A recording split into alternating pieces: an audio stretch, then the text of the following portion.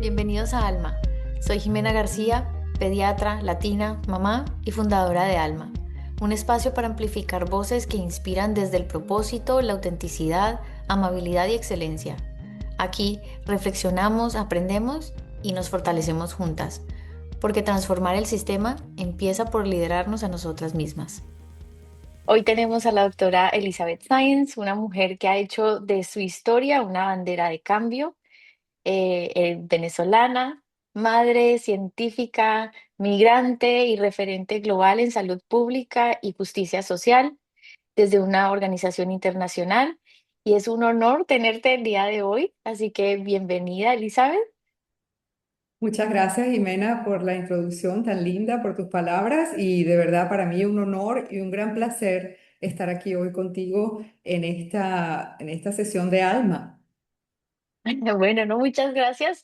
Definitivamente, al conocerte y al estudiar tu trayectoria, es una fuente de una gran inspiración para muchas personas, pero especialmente para mujeres que sueñan con hacer la diferencia en el mundo de la salud y en el liderazgo global.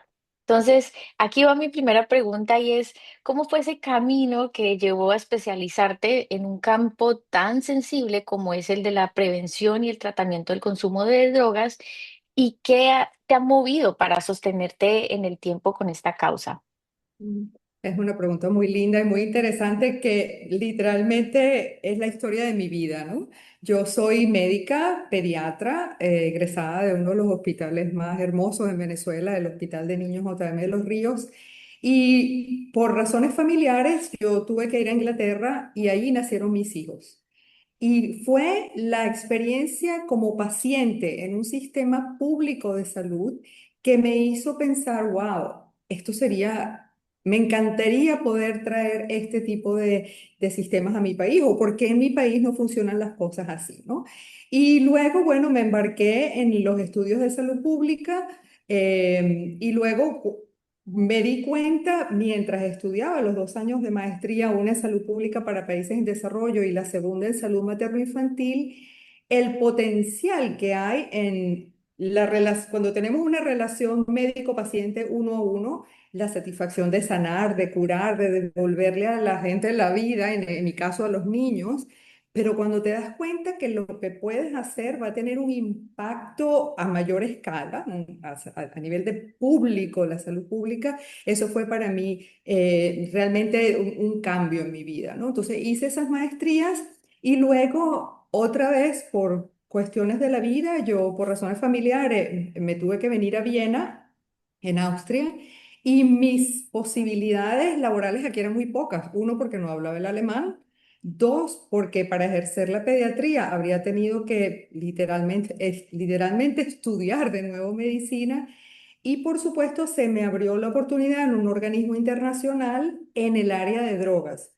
Y debo confesar que yo sabía muy poco de este tema al principio, pero a lo largo de los años es increíble como la ciencia, por eso es tan importante y estoy tan orgullosa de ser una científica, porque en la medida que la ciencia evoluciona y avanza y hay nuevos descubrimientos, más o menos a al tercio de esa experiencia laboral mía, empezaron a publicarse resultados de investigación que apuntaban a los cambios que ocurren en el cerebro, por ejemplo, antes de que se produzca el contacto con las sustancias, ¿no? Y para mí yo decía, Dios, esto sí es complicado, pero ciertamente, ¿no? Los niños, las experiencias adversas de la infancia, los problemas inclusive durante el embarazo, el abuso, el maltrato, etcétera, que son condicionantes para que se dé la probabilidad que una persona desarrolle un cuadro de trastorno por uso de sustancias. Yo hice clic en ese momento y dije, las adicciones son una enfermedad pediátrica. Entonces, claro, eso para mí fue muy revelador, pero sobre todo motivador, porque fue como que yo me di cuenta dónde encajé en ese tema tan, como bien lo dijiste, tan complejo, tan difícil, un tema que está muy estigmatizado en el mundo. Y bueno, hoy en día yo soy seguidora de un sabio para mí, el maestro Deepak Chopra, que él siempre dice, cuando veas tu vida hacia atrás, porque uno debe ver el pasado para aprender lecciones, es cuando uno se da cuenta que cuando empiezas a unir puntos de todo lo que te pasó y por qué tomaste ciertas decisiones, entonces es cuando te das cuenta que esos puntos trazan una línea perfectamente lógica. Aunque en el momento que tomaste las decisiones no las viste, esos puntos después dicen, wow, aquí estoy y estoy por eso. Entonces, de pediatra a salud pública, a trabajar en el tema de adicciones y hoy en día a un tema que es muy complejo, muy difícil, que es de acceso a medicamentos controlados. Sigue siendo para mí un reto permanente de cómo yo con mis capacidades, mi conocimiento, la experiencia que he ganado en todos estos años, puedo entonces servir y ponerlos al beneficio de la población, digamos, de la salud pública, ¿no? Para volver a la pregunta. No, muy, muy interesante y justo tú mencionas ahora este nuevo rol en el acceso a medicamentos controlados y esto trae un problema de doble moral, ¿verdad? Porque tienen unos grandes beneficios para los pacientes que lo necesitan, pero también siempre existe ese miedo de que se vaya a desviar el uso de estos medicamentos. Y escuchando uno de tus podcasts que Mm. compartiremos con nuestras amantes de alma, fue muy inspirador ver cómo defendías especialmente a las mujeres adolescentes que consumen estas sustancias. Y por esto quisiera preguntarte, ¿por qué crees que esto es una responsabilidad social más que un problema individual? También una pregunta muy interesante, Jimena. Mira, hay muchísimos estudios y publicaciones que demuestran la asociación que hay, no solo entre lo que ya mencioné antes, ¿no? Todas las experiencias que empiezan inclusive desde el embarazo, la primera infancia, todo lo que es abuso, abandono, la no conexión, el no establecimiento del vínculo con la madre y luego, bueno, la escolaridad, el ambiente en el que un niño crece, etcétera. Todos esos son factores que contribuyen a generar lo que llamamos las vulnerabilidades, ¿no? Pero en esos estudios se ve que cuando hay un ambiente protector, hay factores de riesgo y hay factores protectores. Y los factores protectores son justamente la familia, la comunidad en que el niño crece y la dinámica socioeconómica y psicosocial en que se desarrolla la vida de ese niño o esa niña, que puede crear las condiciones para que haya vinculación no solo con el consumo de drogas, con criminalidad y con una cantidad de problemas sociales. Ahora, para responder a tu pregunta, cuando nosotros vemos el tema de las niñas, de las adolescentes, entonces ahí le tienes que sumar una cantidad de factores, ¿no? El tema del género, que hoy en día está tan Ujú. cuestionado y tan, pero el tema del género, cómo son vistas las niñas en diferentes culturas, diferentes religiones, qué tipo de cuidado reciben dentro de la familia. Hay un tema muy importante, científicamente está demostrado que en las mujeres que desarrollan un trastorno por uso de sustancias, hay un alto porcentaje de abuso sexual en la infancia o en Mm. la adolescencia.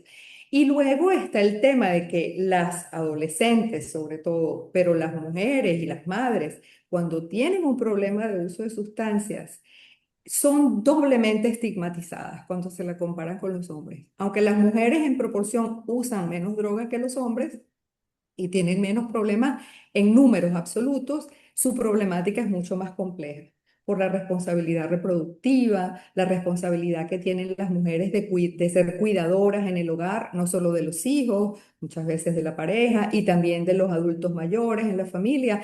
Hay mujeres que son cuidadoras de toda la comunidad. Entonces, cuando tú ves la problemática del consumo de sustancias, que es una problemática tan compleja, porque no solo afecta la salud, afecta la dinámica de la persona. Cuando una persona ya llega a los extremos, pues pierden el trabajo, terminan perdiendo a los hijos porque incurren en actividades ilegales o terminan en prisión, etcétera. Entonces, sí, realmente Para mí, si alguien sufre las consecuencias de esta problemática de drogas son las mujeres. Y no he mencionado ni siquiera el uso de las mujeres, por ejemplo, como transportadoras, traficantes, etcétera, que muchas veces lo hacen por una serie de presiones, otra vez lo socioeconómico, que llevan a la mujer a exponerse a una cantidad de riesgos justamente para cubrir necesidades básicas que tienen en su entorno inmediato, sea familiar, de comunidad, etcétera. Entonces sí, yo creo que es un tema fascinante y sí me siento particularmente sensibilizada por cómo esa problemática afecta a las mujeres y en especial a las jóvenes. Y yo creo que eso es gran parte de lo que nos une y de lo que nos Ujú. conectó, ¿verdad? Es que tenemos este interés ese rol que tiene la mujer en las diferentes culturas, en los diferentes sistemas en los que nos desenvolvemos. Y para mí, esto es como un llamado, y Alma es un llamado a que tenemos que unirnos y que el cambio tiene que empezar por nosotras para poder realmente ver un cambio en las culturas, en los sistemas en los que nos desenvolvemos. Y desviándonos un poquito al tema del uso de sustancias, quiero irme a la parte del rol de la mujer y de la desigualdad de género. Y en nuestras conversaciones hemos hablado que ser mujer latina, migrante, y tú lo nombraste al principio, nos ha llevado por caminos que requieren una resiliencia enorme. Y me encantaría que compartieras un poquito más cómo crees que ha influido tu origen como mujer latina y tu experiencia como migrante en la forma como lideras hoy estas iniciativas que tienen un alcance global. Pregunta linda también. Bueno, mira, yo te voy a dar una aclaratoria porque yo en verdad no me considero migrante. Pues yo vine aquí por razones laborales. Claro, al final termina uno, digamos, expuesto como expatriado a las mismas dinámicas de una persona que migra. Pero lo Ujú. aclaro porque yo sí creo que el migrante como tal, y sobre todo la mujer migrante, se expone todavía a muchos más retos que la persona que viene expatriada, ya con un trabajo, con unas condiciones, con toda una, digamos, permisos pues de Claro. trabajo, una Ajá, situación legal, una condición legal que de muchas maneras facilita. Yo creo que la mujer migrante que deja todo, sale, se va a un país y empieza a buscar trabajo, oportunidades, puede buscar, o sea, de verdad considero que claro. para una migrante como tal es mucho más complejo que para una Ujú. persona expatriada como yo.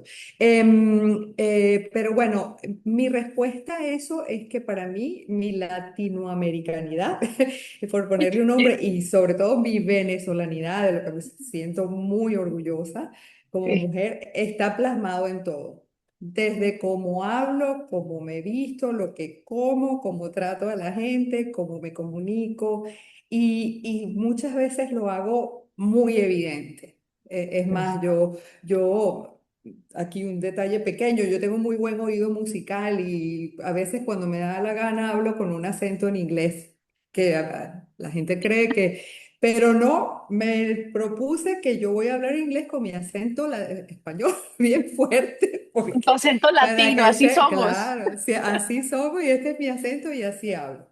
Pero bueno, sí, yo creo que la latinoamericanidad nos da a nosotras las mujeres latinas muchas ventajas, pero también tenemos muchas cosas que no es que sean problemas ni que sean aspectos negativos, pero sí creo que requieren de la toma de conciencia de cuáles son esos elementos que van, digamos, que si no tomamos conciencia de ellos, si no trabajamos en ellos, si no, pueden jugar en contra de nuestros logros y de nuestros objetivos y metas. Pero vamos con lo positivo. Yo creo que como mujeres latinas, en primer lugar, somos siempre. Primero que siempre estamos como alegres, siempre le vemos el lado positivo a las cosas, somos mujeres amorosas, somos mujeres empáticas, con excepciones, por supuesto, Sí. pero tendemos a ver la vida desde una perspectiva. yo lo digo así desde la perspectiva de la guerrera, de la luchadora, porque Mm, venimos usualmente de sociedades machistas, de sociedades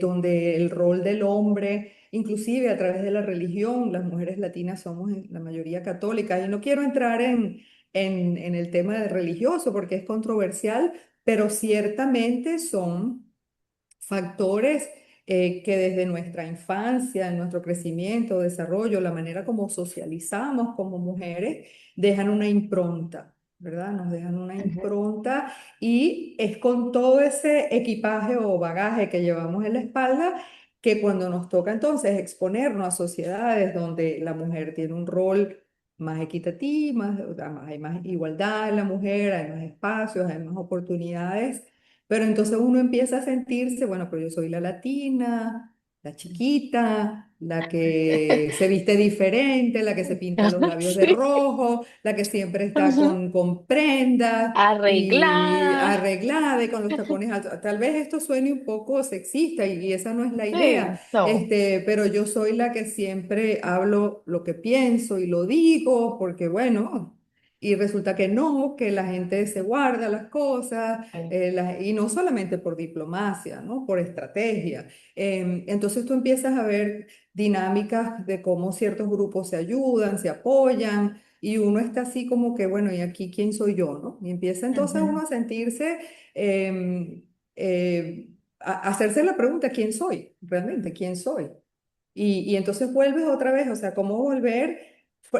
Vuelvo otra vez a mi experiencia personal. A mí me tocó muchas veces recordarme a mí misma, no, mira, tú eres una doctora, tú eres ujú. una Muy médica, tú eres una importante. pediatra, tú has estado con la vida y la muerte en tus manos, tú has tenido que anunciar la muerte de un niño a unos padres, o sea,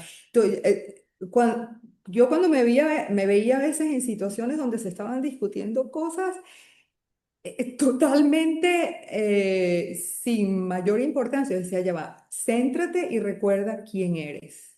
Y yo Me creo que eso encanta. para nosotras las mujeres es muy importante y sobre todo para las mujeres latinas. ¿De dónde venimos? O sea, para mí la experiencia de estudiar en el exterior, en mi caso fue en el Reino Unido, no te digo que lo que aprendí no fue maravilloso, pero la vivencia más grande vino de conocer las experiencias porque fue mi primera exposición realmente internacional. Entonces, cuando, por ejemplo, yo conocí a estudiantes de África que habían sido víctimas de mutilación genital femenina y contaron y narraron sus historias y que para ese momento ya tenían organizaciones para ayudar a proteger a las niñas de ese fenómeno tan aberrante. Yo decía, "Ah, Dios mío, gracias a Dios que yo nací en Latinoamérica, donde eso no ocurre, ¿no?" Entonces empieza uno también como que a fortalecer esa autoimagen que tenemos de la mujer latina, porque siempre nos comparamos con los del norte, Sí. ¿no? Siempre Ujú, tenemos esa comparación, pero no creo que es por nosotras, es porque la sociedad funciona así. El mundo está estructurado para eso. La imagen de la mujer bonita por muchos años fue la rubia, alta, ojos claros, esbelta. O sea, los patrones de género han sido muy perversos ujú. para mujeres en todas partes del mundo y sobre todo para las latinas chiquitas como yo. Como yo. Entonces, bueno, volviendo a eso, está en todo, Jimena, en todo lo que hago. Mis hijos, me encargué de que hablaran español, me costó, pero mis hijos nunca les perdoné que en la casa, en la dinámica familiar, trajeran ningún otro idioma que no fuera el español. Hoy en día lo agradecen. Se come comida venezolana, me resisto a cocinar otro tipo de comida. Mis hijos hoy en día cocinan comida venezolana con la misma sazón mía. Soy habladora, soy chicharachera, me encanta bailar, me encanta. Y mira, algunos no lo apreciarán, otros sí, quedan encantados de Ujú. esa, como me decía una colega psiquiatra, mujer, una prominente científica en el tema de adicciones, me decía, Elizabeth, que tú eres una rareza. Decía, tú eres una Qué rareza, hermoso. imagínate tú, una mujer médica con todo tu bagaje profesional, pero además bueno, voy a decir esto, yo también estudié música muchos años, me encanta la música clásica, estudié piano, canto en coros y dicen, porque no pueden creer, además, que hay una mujer latina o que las latinas, bueno, me quiero referir solo a mí, que las latinas también hacemos todo eso. Sí. Sí, porque hay otra vez el estereotipo Ujú. de vernos, esa imagen, la mujer latina, bueno, sí, no quiero ni mencionar cómo es la imagen que yo pienso que ellas tienen de nosotras, porque me parece diminutivo y no. Entonces, yo sí creo que tenemos mucho que aportar, pero tenemos que estar muy conscientes. Aquí el Y me, mensaje es la concientización. y me encanta eso que dices, estoy súper inspirada y me encanta cómo narras esos desafíos que tenemos a veces de pasar del área clínica al área de salud pública y salud, Mm, aún más salud global, de donde nos encontramos con múltiples culturas, con personas y profesionales que tienen entrenamientos, yo no digo que son, están más entrenados, sino que tienen énfasis y entrenamiento en algunas áreas más que en las que mm, nosotras podemos traer. Pero que al mismo tiempo queremos ser visibilizadas como que yo traigo una experiencia, yo tengo un background cultural mm, latino, una experiencia de haber trabajado en estas áreas hospitales y también puedo aportar. Entonces me encanta como tú dices que hay que recordarnos de mm, dónde venimos mm, y qué podemos traer a la mesa. Y eso me hace pensar en el famoso síndrome del impostor, del cual yo tengo una gran interés y quisiera preguntarte. ¿Qué sientes? O sea, ¿qué piensas de este síndrome? Si mm. alguna vez lo has sentido, que por lo que me dices, creo que sí. Y sobre todo, y también ya lo mencionaste, algunas herramientas, ¿qué otras herramientas has utilizado para poder sobrepasar este famoso síndrome impostor que yo he sentido, que creo que tú has sentido y que muchas sentimos frecuentemente en nuestra práctica? Claro, bueno, esa pregunta es muy importante porque yo sí creo que el síndrome del impostor lo tenemos que identificar todos los días porque nos está pasando todos los días. Ujú, En cada experiencia, tanto familiar o en la comunidad, pero sobre todo en lo laboral, justamente por eso, porque venimos de un mundo en el que crecimos, donde se nos convence de que no somos tan buenos como otros. mm, Eso está cambiando, pero yo creo que sigue ahí. Entonces, ¿qué es importante? Mira, volviendo al tema de la medicina, para mí, haber tenido experiencia clínica, porque mucha gente hace salud pública siendo economista, ¿no? O siendo ujú, internacionalista, o siendo, yo los veo con sí. cualquier tipo de preparación, pero para mí, lo más valioso que yo siento que yo traigo es justamente ese contacto con lo humano, con la profundidad Ujú. del dolor, del sufrimiento, que le despierta a uno entonces todo ese deseo de sanar. Y quiero mencionar entonces ahorita, porque yo creo que para vencer el síndrome del impostor, una de las cosas que uno tiene que tener muy claro entonces es cuál es tu propósito, cuál es nuestro Ujú, propósito en la vida, porque yo, por ejemplo, otra vez vuelvo al Deepak Chopra que siempre dice, es importante ujú. identificar cuál es tu propósito, con qué te identificas tú y tiene que ser, esto tienes que poder definirlo de ser posible en una palabra. Y yo me defino como una sanadora. O sea, mi propósito en la Hermoso. vida es sanar. Y sanar, no solamente como médica, como pediatra, como especialista en salud pública, sanar se puede sanar de muchas maneras. Tú puedes sanar a alguien preparando una comida rica, tú puedes sanar a alguien con una sonrisa, escuchando, puedes sanar a alguien. Entonces, cuando uno tiene claro su propósito y se empieza a dar cuenta que las circunstancias, y ojo, no quiere decir esto que yo todos los días, inclusive hoy, con mi edad, con los años de trayectoria profesional, etcétera, lo sigo enfrentando día a día, pero que uno esté claro en que el objetivo está mucho más allá de mi ego como mujer, Ujú, del sentido, digamos, temporal que significa ser un ser humano. El propósito tiene que ser mayor, más grande, de dejar trascendencia, y eso es lo que a mí me ayuda. digo yo, en todos los días, sobre todo de la exposición en lo laboral, Ujú, a sobreponerme a eso, que el síndrome del impostor lo tenemos, por supuesto, dentro de la cabeza, nosotros mismos. Son esas experiencias, limitaciones que nos autoimponemos, pero que yo pienso que tomando conciencia, teniendo un propósito, viendo siempre, eh, buscando siempre cuál es mi misión aquí, ujú, cómo puedo yo ayudar aquí, cómo puedo yo contribuir con lo que yo tengo para dar. Porque hay una frase muy bella de un sabio que dice, cuando buscas la felicidad para ti, siempre se te esconde.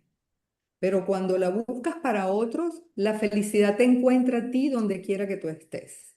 Y yo siento que ese propósito, ese dar, y como sanadora, pues como médica, eh, me hace a mí retomar fuerzas cuando uno se siente que no puede, que es menos, que es chiquita, que vuelvo a mencionarlo ujú. de chiquita muchas veces, Sí. porque como me dijiste que me parece muy simpático además, que sí, que lo que y la convicción de que lo que estamos haciendo es importante para los demás sobre todo. Y porque al final uno se va de aquí y como dicen, solamente somos una olita pequeñita en el océano y nuestra vida en el contexto de lo infinito es menos de un suspiro, ¿no?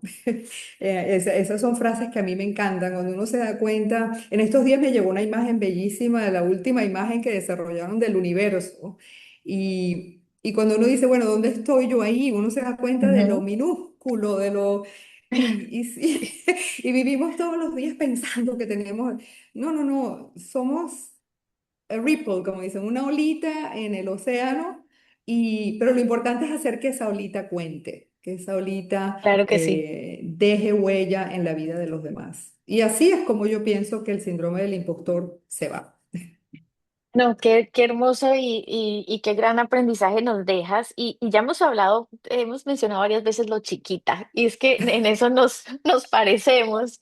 Y cuando yo te conocí, bueno, yo vi una mujer absolutamente hermosa, muy bien arreglada.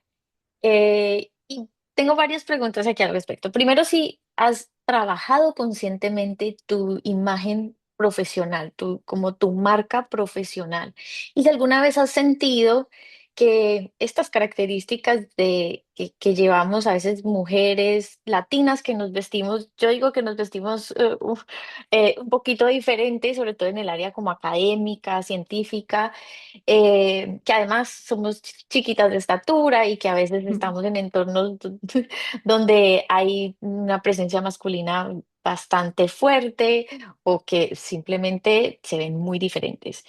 Entonces, ¿cómo has trabajado esa marca profesional? ¿Cómo no has dejado de ser tú, esa autenticidad que tienes, que es tan magnética? ¿La has trabajado con el tiempo con conciencia o ha sido como algo muy natural? Sí, no, mira, con mucha conciencia, y a lo mejor aquí sale también el síndrome del impostor, pero también no debemos ignorar el ambiente en el que estamos, ¿no? Porque Ujú, yo desde siempre sentí como esa fuerza interna, ¿no? Y ese impacto que yo tengo en las demás personas, desde muy temprano, pero yo no estaba muy consciente de eso en el sentido de la fuerza que eso tiene y no ujú, lo usaba, no lo usaba. claro. Entonces, claro, Mm. yo pasé por varios ambientes laborales, los clínicos, luego en mi consulta, cuando tuve un consultorio privado en algún momento, luego yo trabajé con una agencia en Venezuela, también un organismo internacional, y ahí se me dio mucha libertad y ahí me empecé yo como a sentir, wow, yo tengo capaz, porque los médicos no nos enseñan ni a escribir una carta, ¿no? No. Entonces a mí me tocó, me tocó aprender todo eso, cómo escribir una carta, cómo dirigirme a una personalidad en un gobierno, etcétera. Que eso es otro mensaje para las mujeres. Nunca subestimen nada de lo que aprendan. Porque yo te voy a Mm. decir, yo una vez trabajé de secretaria, secretaria, secretaria, secretaria. Ujú. Y Ujú. no quiero menospreciar Yo también. y yo he hecho de todo, he cuidado de niños, he hecho traducciones, lo Ujú. que sea, ¿no? Porque todo lo que se aprende en algún momento te va a ser útil. Pero entonces, Ujú, volviendo a eso, luego me tocó a mí trabajar en un ambiente donde a mí literalmente me invisibilizaron. Y era muy ujú, difícil porque yo sentía que yo estaba detrás. Yo era así como que, claro, tenía un liderazgo muy fuerte, pero muy egocéntrico, cuasi narcisista, donde yo estaba ahí como invisibilizada, muy poca exposición pública. Y yo me fui como no desmoralizando, pero sí fui como que, apagando. claro, como apagando, como apagando. Ujú, Y yo recuerdo claramente una ocasión en que me tocó organizar una reunión en un tema que como no le gustaba mucho a los jefes, dijeron, no, no, no, tú haz esta reunión. Y te digo que cuando yo me di cuenta de la dinámica que se generó siendo moderadora de esa reunión, los resultados que se obtuvieron y al final cómo la gente empezó a decirme, wow, qué maravilla de reunión, cómo la disfrutamos, cuánto he aprendido. Para mí en ese momento yo hice clic. Y voy a tu pregunta de la marca, de la... Sí, yo ahí empecé a desarrollar mi marca. ¿Ah? So, ujú. mi marca es, por ejemplo, yo siempre me he visto de rojo el Yo primer sé, día tú de me una contaste. reunión. El Me primer encanta. día de una reunión, yo me he visto de rojo, esa es mi firma. Además me encanta porque, bueno, Y el se te rojo ve es muy un lindo color, y se te ve hermoso. gracias, el rojo es un color que trae energía, los chinos para en el Feng Shui, Ajá. entonces me gusta, el rojo ya per se me hace sentir bien, me pinto mis labios de rojo, eso también me da confianza, pero o sea, como mi firma, ese estilo en la manera como... Es que yo creo que el tema es, uno, darte cuenta, identificar cuáles son tus fortalezas y sobre todo Ujú, qué es lo que disfrutas haciendo. ¿Qué es lo que tú exacto. sientes que... Entonces, cuando yo estoy en un podio moderando una reunión, yo me siento como pez en el agua. Y fíjate que te cuento que yo tenía un miedo escénico cuando era más joven terrible. Cantaba en coro y cuando me decían que tenía que hacer un solo, yo, ay, Dios mío, sufría, sudaba, casi que lloraba de la angustia, mis primeras presentaciones. Entonces, como aquí la idea es motivar a otros, mira, hagan lo que puedan. Después aprendí a hacer tapping, aprendí a hacer respiraciones, todo lo que ayude a controlar, digamos, ese miedo escénico o esa ansiedad. Inclusive usaba aquellas técnicas que dicen, imagínate que toda la audiencia está desnuda, solamente mira el último punto atrás, no mires a la gente. O sea, yo puse en Payaso. práctica todo, todo, pero al final lo que realmente cuenta es cuando tú te das cuenta y cuando concientizas que lo que estás haciendo te gusta, es importante. Eres quien más sabe de eso que estás hablando en ese momento y entonces logras crear ese ambiente que solo tú con aquí le estoy hablando a las otras, ¿no? No estoy hablando de Ujú, mí, pero cuando tú logras eso que es tuyo, que ujú. es tu espacio, es tu energía, es tu dinámica, por supuesto, eso tiene que estar sustentado en tu conocimiento, en estar bien preparado, o sea, Exactamente. como profesionales es muy importante siempre en una reunión, por ejemplo, o en un proyecto que se va a hacer, estar muy bien preparada. Ese es otro reto que tenemos las mujeres. Cero improvisación. Aquí hay que estudiar, hay que planificar, hay Ujú. que Que ser contar los elementos, disciplinadas. muy disciplinado, estructurado, e identificar qué es lo que hacemos mejor y qué es lo que no hacemos también Ujú, para entonces mejorar esos aspectos de nuestra vida profesional. El ejemplo otra vez, me da miedo hablar en público. Ah, bueno, ¿qué tengo yo que hacer para mejorar hablar en público? Porque yo soy la mejor o soy una súper profesional en o en esta especialidad médica. ¿Cómo va a ser que el miedo escénico te prive de alcanzar tus metas y tus objetivos? Entonces, siempre hay una manera de sobreponerse a esas limitaciones que, mira, muchas veces nos las ponemos nosotras mismas, ujú. pero que una vez que lo logras, yo hoy en día, claro, es la edad, la experiencia, no es que esto se gana, pero si alguien me hubiese dicho todo esto a mí cuando yo tenía 30 me hubiese evitado un pocotón no digo, quiero que esa la palabra sufrimiento, pero un pocotón de noches Sí, sin dormir, me hubiese evitado. exactamente. Habría dormido mejor. ¿Y te imaginaste llegar hasta donde estás alguna No, vez? No, nunca esto, como te digo, yo miro para atrás, uno los puntos y la trayectoria me hace sentido. Y yo tengo yo hago una meditación, medito todas las mañanas y le Ujú, recomiendo a todo el mundo meditar, así sean 5 minutos de silencio. Wayne Dyer dice, cuando tú rezas, tú hablas con Dios, pero ujú. cuando tú meditas, Dios habla contigo. Qué hermoso. Entonces, meditar para mí, yo empecé a meditar en el año 2008. Siempre tenía la inquietud, otra vez, porque viniendo de una familia católica, así como que te dicen que eso es malo, el yoga, y cómo es que lo espiritual es malo. Pero bueno, aprender a meditar, meditar todos los días, tener más contacto con la naturaleza, conectarme porque al final es quienes somos adentro, ¿no? Es que como dicen, no somos un cuerpo con un espíritu, somos un espíritu con un cuerpo humano. Entonces, en esa meditación, uno siempre preguntarse quién soy, qué es lo que quiero, cuál es mi propósito y cómo puedo yo servir. Esa es mi rutina de todos los días en la mañana. Muy importante. Sí. Por eso es el objetivo de Alma. Lo que tú dices es como queremos, estamos alineadas con un propósito, con una misión, queremos una transformación en el sistema de salud, desde donde estemos, pero el cambio tiene que empezar por nosotras mismas. Y uno de esos tantos cambios o de esos aprendizajes es que el miedo sea ese motor que Mm, nos impulsa a ser mejores, a aprender mm, más, como tú bien lo has narrado, el miedo nunca te ha paralizado, ya. pero ha sido ese motor para buscar tapping, Claro, meditación, entrenamientos y poder llegar hasta donde estás. claro. Mira, hay una frase también muy buena de Wayne Dyer que le recomiendo a todo el mundo. Él dice, porque otra vez, cuando hablábamos del síndrome del impostor, que yo digo que todo esto nos lo imponemos, él tiene una frase muy linda que dice, cuando cambiamos la manera como vemos las cosas que vemos cambian.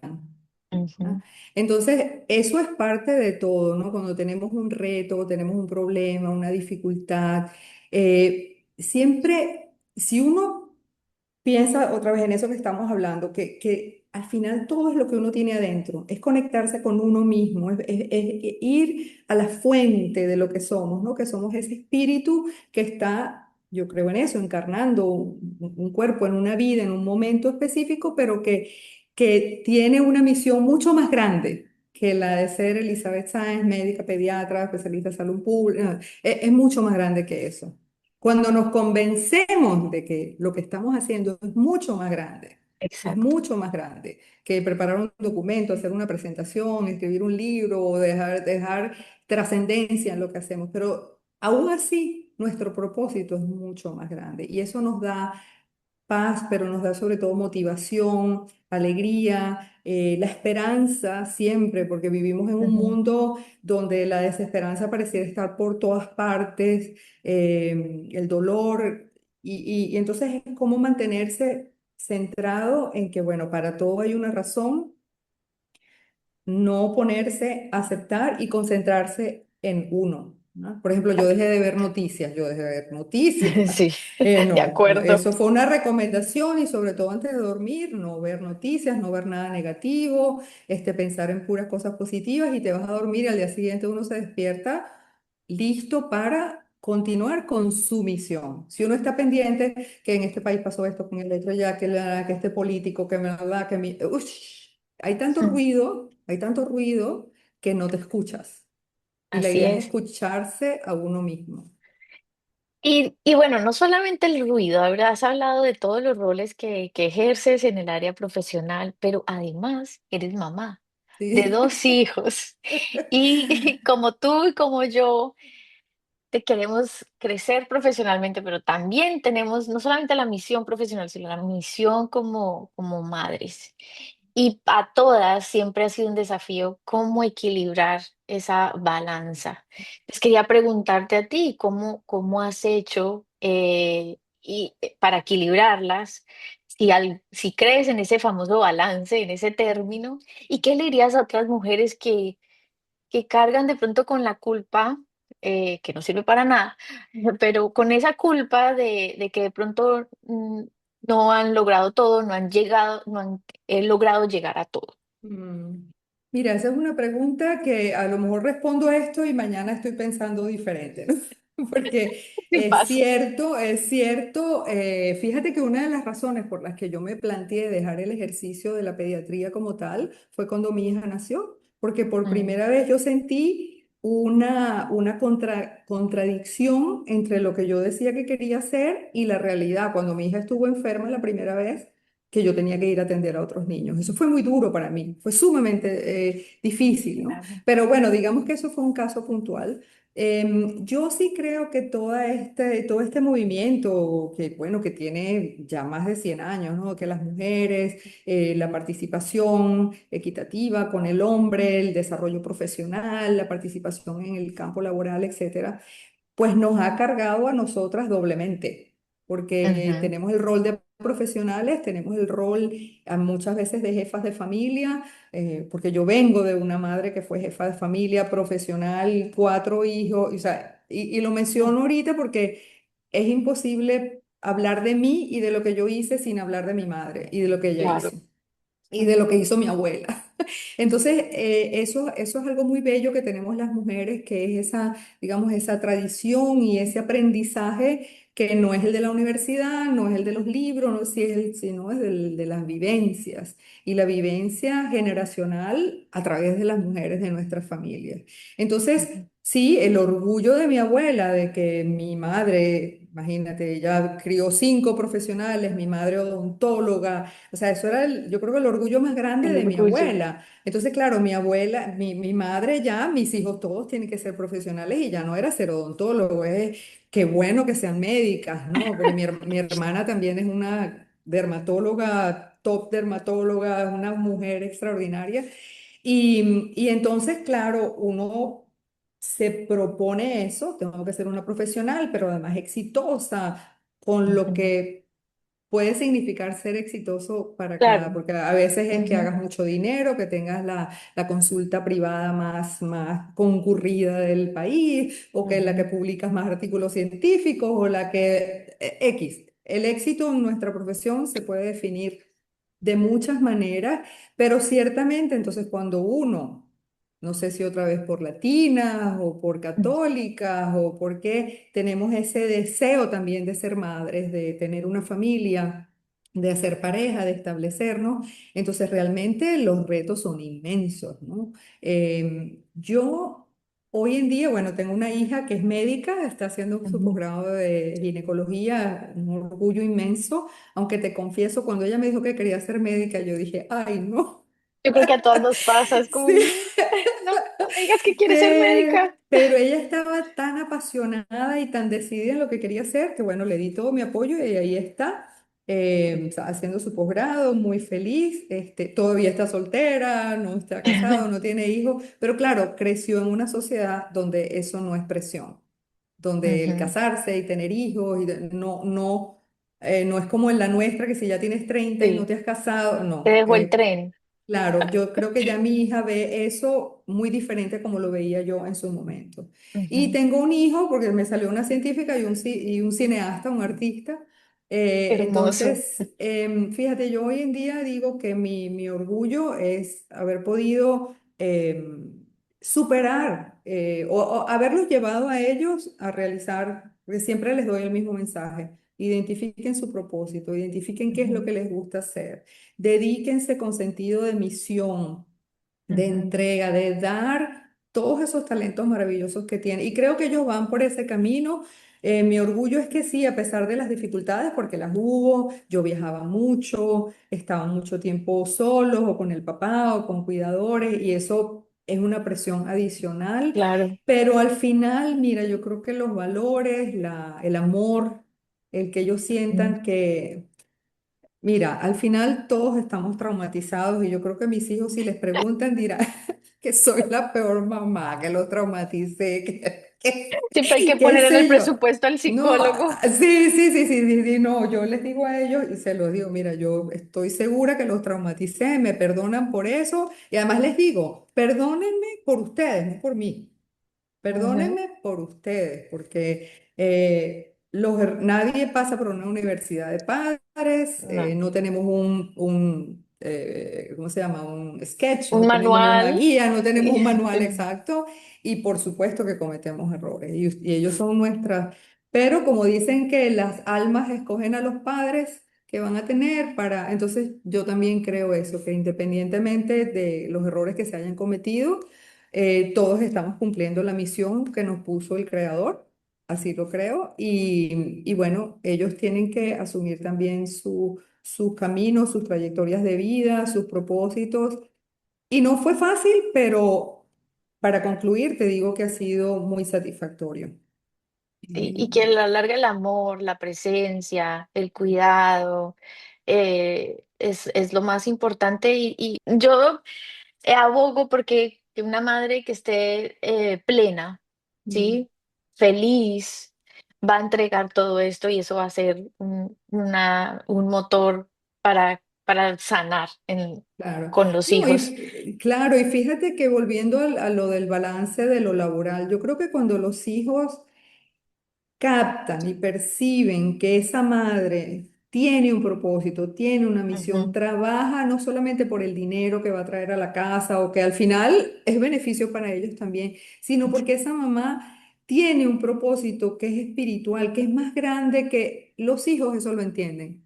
Lo entienden y lo aprecian, lo captan y al final, yo hoy en día que ya son adultos, a veces me sorprendo cuando los veo tan conscientes y Ay, digo, qué bueno, hermoso. eso viene de todas esas conversaciones. Ellos me dicen, mamá, es que tú te enganchas en unos monólogos. Ya te das cuenta, Jimena, es que, mamá, que tú sigues hablando de lo mismo. Y digo, bueno, porque hay que aprender. Así somos. Pero me encantan tus monólogos, hay que decirlo. Y bueno, también sé y hemos hablado que has tenido momentos como familia muy difíciles y que incluso tuviste que salir de una relación de muchos años con el papá de tus hijos y muchas han tenido que pasar por eso, ¿verdad? La vida no es fácil y a pesar de las dificultades a veces en el hogar tenemos que seguir en nuestros trabajos. Entonces, quería preguntarte qué aprendiste de ti en ese proceso, qué te ayudó a sanar y también qué le dirías a otra mujer que está atravesando de pronto por una separación, un divorcio, pero que al mismo tiempo quiere seguir o que se levanta todos los días pensando en salvar, de hacer de este mundo un mundo mejor. Mm, Mira, bueno, ciertamente me tocó una experiencia muy traumática, muy difícil, y creo que lo que lo hizo más difícil fue justamente el que uno cuando empieza la vida de pareja, como que le pone todo a eso, ¿no? Como uno deja Ujú, de casi que de identificarse con uno mismo para ser la esposa, la mamá, y como que cuando esa imagen, sobre todo la de esposa, se cae, es así como que, bueno, se me cayó el piso y ahora ¿dónde estoy parada? ¿Quién soy? ¿No? mm. Aunque yo nunca fui de las mujeres que a la esposa de, bueno, siempre he tenido mi Tu espacio, apellido. claro, mi carrera, mi apellido, mi todo, Ajá, pero ciertamente cuando eso sucedió fue un momento, yo creo que la crisis más profunda de toda mi vida, ¿no? ajá, Sentir el dolor ese que te parte cuando sientes que, oye, tú dices, bueno, pero yo he visto tantas cosas, pero cuando te está pasando a ti que a lo mejor no es lo más trágico, yo no me imagino el dolor de una madre que pierde un hijo, por ejemplo, pero en ese ujú, momento tú sientes que lo que te está pasando a ti es lo más difícil, lo más duro y quieres, pues, por supuesto, evitar el dolor, porque el dolor es la sensación más fuerte que hay, ¿no? El ujú, miedo y el dolor. Dice que los seres humanos solo tenemos eso, dolor y miedo. Entonces, sí, mira, fue muy duro, fueron los primeros, yo diría que 2 años. Yo recuerdo cuando yo hablé con una amiga psicóloga, me dijo, ujú. mira, tú tienes estrés postraumático, eso requiere 3 años para... Yo me quedé, 3 años. 3 años, Dios mío.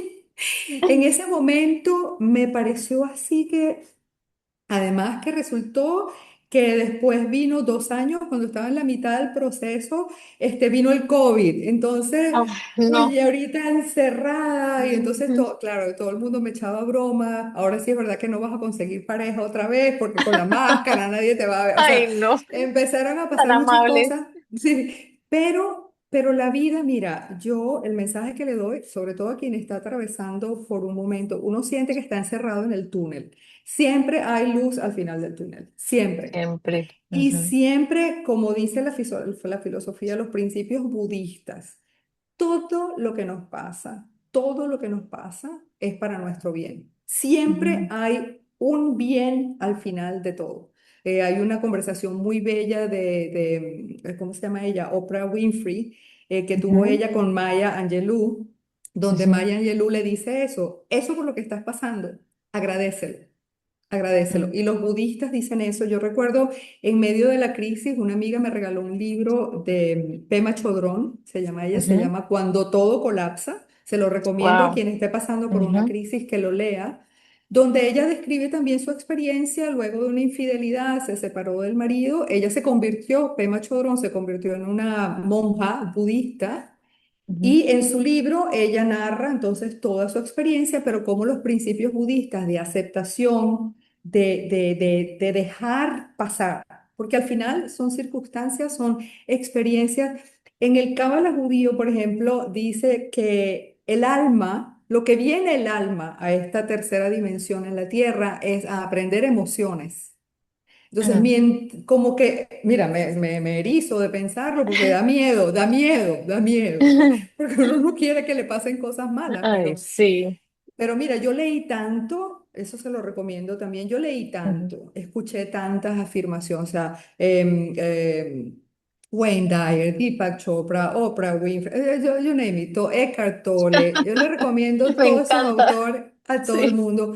Hice terapia psicológica, entender cómo actuamos desde el subconsciente, meditar para hacernos conscientes, Claro. poner límites. Y claro, como te digo, las cosas pasan y al final siempre hay luz al final del túnel. En ese momento se me ofreció una oportunidad de trabajo saliendo de la ciudad en la que vivo. Entonces me tocó como un renacer. Yo llegué a Ujú. esa nueva ciudad sin nada, con lo que pude meter en mi carro, porque además me fui manejando 12 horas. Primera vez en mi vida que manejaba tanto. Wow.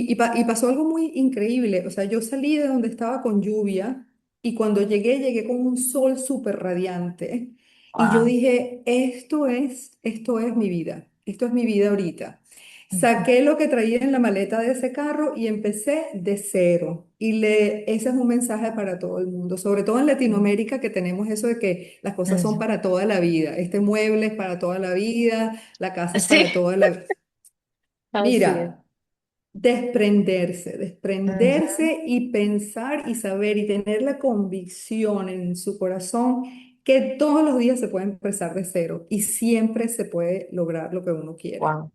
con la fe, con la convicción, pero sobre todo con esa fortaleza que nos viene de adentro, de saber, no importa lo que hagamos, no importa nuestra profesión, cuánto dinero ganemos, pero si estamos, y sobre todo en el ámbito de salud, que somos privilegiados en el sentido de Ujú. que siempre vamos a ser necesitados, ¿no? Inclusive con la inteligencia artificial ahorita aplicada a la medicina, nunca van a poder sustituir el criterio médico, el contacto que tiene, La- necesita el paciente para la sanación. Entonces sí, fue muy duro, pero otra vez mirando para atrás, y eso se lo recomiendo a todo el mundo, miren para atrás la línea que trazaron y dónde están ahorita y le van a encontrar siempre un sentido a todo lo que les pasó, a todo lo que hicieron, a todas las personas que se les presentaron en un momento dado para darles un mensaje, para recomendarles un libro, para darles un video, para escuchar juntos una canción. Todo eso forma parte del proceso de sanación luego de un evento traumático. Wow, pues a mí también se me eriza la piel de escucharte y sobre todo todo lo que nos has entregado de sabiduría con tanta generosidad.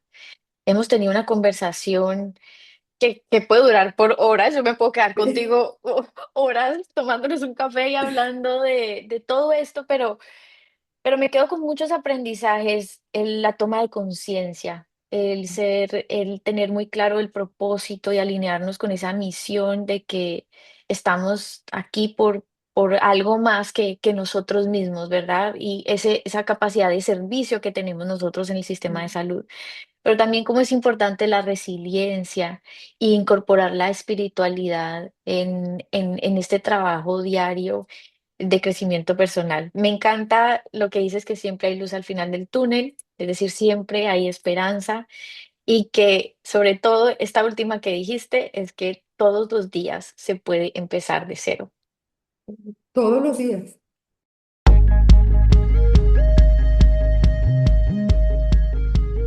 Gracias por acompañarnos en este episodio de Alma, donde cada conversación es una semilla de cambio, sembrada con valentía, liderando sin pedir perdón o pedir permiso. Si algo resonó en ti, compártelo y ayúdanos a crecer esta comunidad de mujeres que lideran con autenticidad. Síguenos en redes para más inspiración real y profunda. Y recuerda, tu liderazgo comienza donde te incomoda y florece donde ya no eliges callar.